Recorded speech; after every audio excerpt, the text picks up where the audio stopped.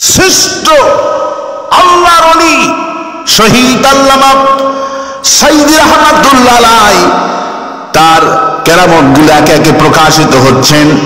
তিনি আল্লাহ পাকের বড় ওলি ছিলেন। আল্লাহ পাকের কত বড় ওলি হতে পারলে নিজের বেডরুম রাতের বেলায় মেহমানের জন্য ছেড়ে দিয়া মসজিদের ফ্লোরে ঘুমিয়ে যায়। প্রত্যক্ষদর্শী জানালেন শহীদ আলী হাসান মুজাহিদ, তিনি এসেছেন প্রোগ্রাম মিটিং করে সাইদি ফাউন্ডেশনে রাতের বেলায় নিজের বেডরুমটা আলী হাসান মুজাহিদের জন্য ছেড়ে দিয়া মসজিদের ফ্লোরে গিয়ে হুজুর ঘুমালেন। এটি কিন্তু বিশাল ব্যাপার। এই বিছানায় শুয়ে গেছেন এবং সেই দিন আল্লামা সাইদি তাকে এই বিছানা ছেড়ে দিয়ে এই মসজিদের ফ্লোরে ঘুমিয়েছে।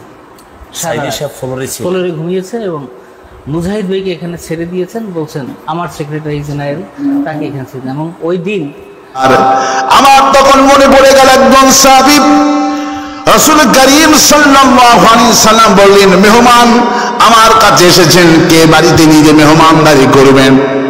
ওই সাহাবী রাদিয়াল্লাহু তাআলা বললেন, রাসূল আমি নিয়ে যাব। বাড়িতে নিয়ে যাওয়ার পর বিবি বললেন, আমাদের বাড়িতে তেমন খাবার নাই, আমি মেহমানকে খাবার দিব, তখনই বাতিটা নিভাইয়া দেবেন। আর মেহমান মনে মনে ভাববে আমাদের সাথে খেতেছেন। মেহমান যখন খেতে বসলেন বাতিটা নিভাইয়া দিলেন। মেহমান বুঝতে পারলো আমার সাথে বাড়ির লোকগুলি খাবার খাচ্ছেন, সবার খাবারগুলি মেহমানকে দিয়েছে। আর না খায়া স্বামী স্ত্রী সন্তানগুলি না খায়া মেহমানকে পেট ভর্তি করে খাওয়াচ্ছেন। ফজরের সময় যখন নামাজে গেলেন রাসূল করিম সাল্লাল্লাহু আলাইহি ওয়াসাল্লাম বললেন, সাহাবী তুমি কি মেহমানের সাথে আমল করেছো যার জন্য আল্লাহ পাক তোমাকে কোরআনের বিষয় বানিয়ে দিয়েছে? আমার ভাইরা কিভাবে তিনি আমল করে গেলেন? কারণ কি আল্লামা সাইদি আল্লাহ পাকে শ্রেষ্ঠ ওলি ছিলেন, জুলুমের শিকার ছিলেন 13টা বছর। রাষ্ট্র শক্তিকে তিনি ভয় পায় নাই।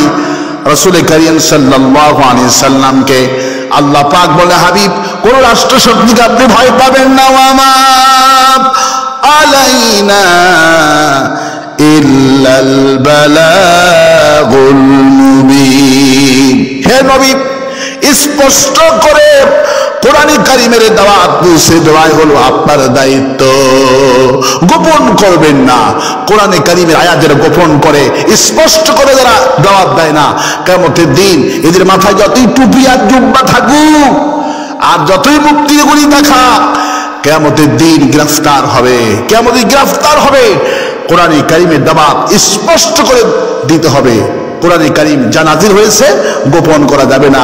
ওয়ালা তালবিসুল হাক্কা বিল বাতিল, যারা জেনে বুঝে এই কোরআনকে গোপন করবে, রাষ্ট্র শক্তির কাছে, জালেমদের কাছে, মুসলিমদের বিপক্ষে দাঁড়াবে, কিয়ামতের দিন সবগুলি হুজুর জাহান্নামে চলে যাবে। সুতরাং